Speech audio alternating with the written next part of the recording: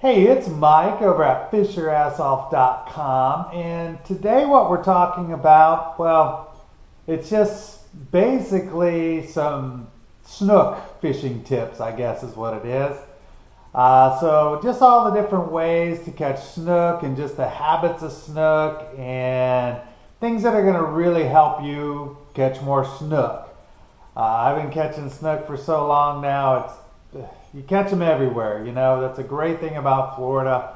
Inlets, any docks, grass flats, mangroves, any cuts. You can even catch them way up where it's freshwater, up in these rivers. When they open the spillways, they're basically everywhere. But I'm really going to focus today on mainly the flats. The flats is mainly where I catch my snook. So that's really what I want to talk about. I just want to give some simple tips to help you catch more snook. So here we go. All right, snook fishing tips. All right, now on the flats, you got to remember, the tide's coming in, the tide's going out. When it's low tide on the flats, a lot of times there's still snook out there, even though it's only 18 inches, 2 feet of water. Just look for the potholes. So they're going to sit inside that pothole and wait for the tide to pull some sort of prey item to them. They're just going to be sitting there. Now, when it's higher tide, they're moving out and they're just cruising the grass flats. So they're all around the grass flats. So low tide makes it easier to target them because it kind of focuses the fish. They don't have as many places they can go. High tide, they're pretty much everywhere, but you can just drift the flats, casting to all the various spots you see, just fan casting out, until you find them. One thing you want to remember when you're catching snook, always cast the bait up tide, up current. So tide's going this way, you cast this way and let your bait come with the tide. Snook are always facing the tide, always, unless they're on the move or running from a porpoise or shark or something, obviously. But keep this in mind always when fishing for snook. Okay, another great place to find snook. You want to fish all points that are adjacent to deeper water. So here's your land right here, and here's just some deeper channel right off of this point. Well, these fish are going to stage up all around this point waiting for bait to come by. So whichever way the tide's going, they're going to be sitting there just waiting for some sort of prey item to come by.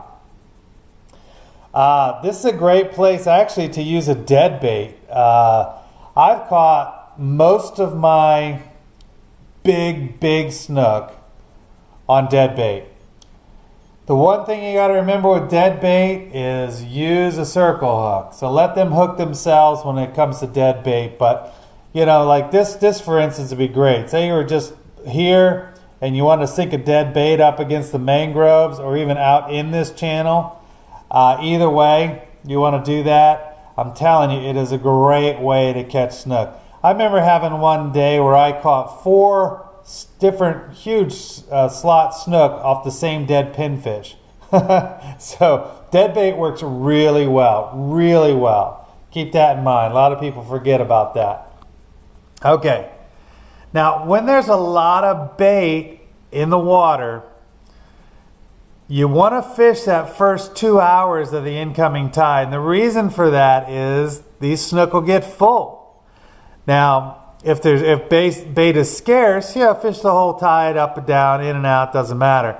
But if there's a lot of prey items for them, a lot of times they'll be full. You've probably seen this, where you pitch the perfect bait right to the snook, and they just ignore it like it's nothing.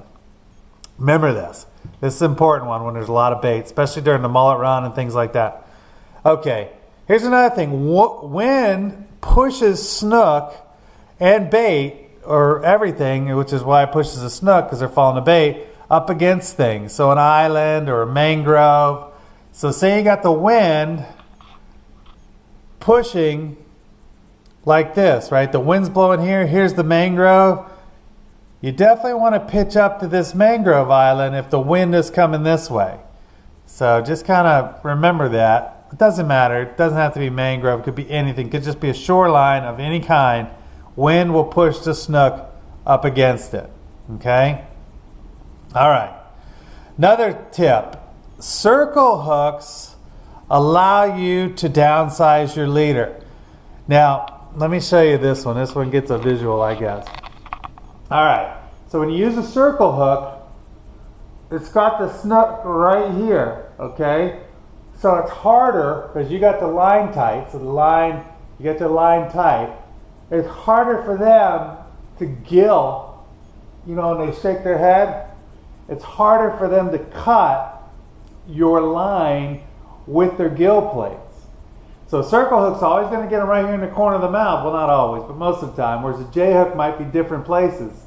And I'm telling you, you can downsize your leader if you're fishing live bait or dead bait with a circle hook. Okay. All right. Best time to catch snook is the first 2 and the last 2 hours of the day. That's basically the best time to catch everything, but snook especially. All right, another thing to remember about a snook, they're lazy, but they're smart most of the time.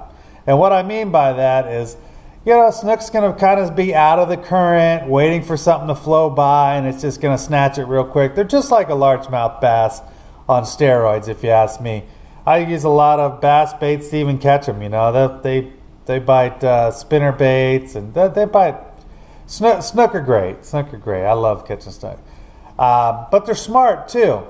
So keep that in mind. Most of the time, they're going to be pretty smart about what they're doing. You got to trick them into it. Now, there are times when they're just so turned on, the barometric pressure's just right, you have the right size bait, the perfect everything, and then they're stupid. You can catch a million of them.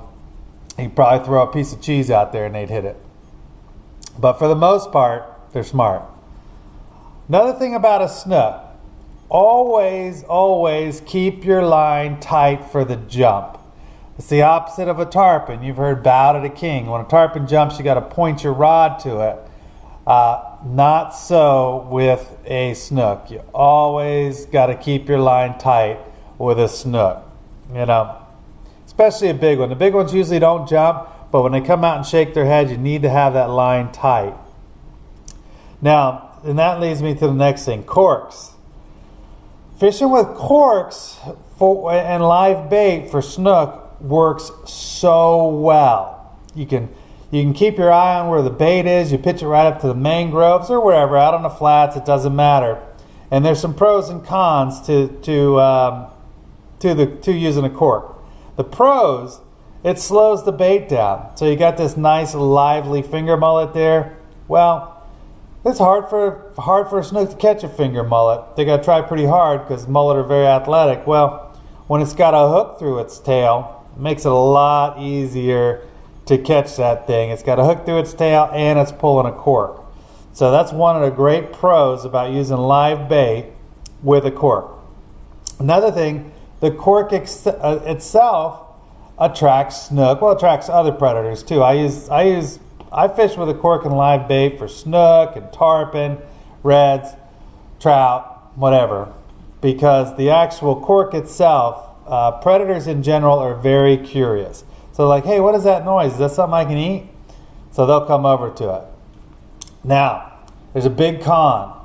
The big con to using the cork is that it helps the fish throw the hook. So you got to keep a tight line. Now I'll give you another visual on this one.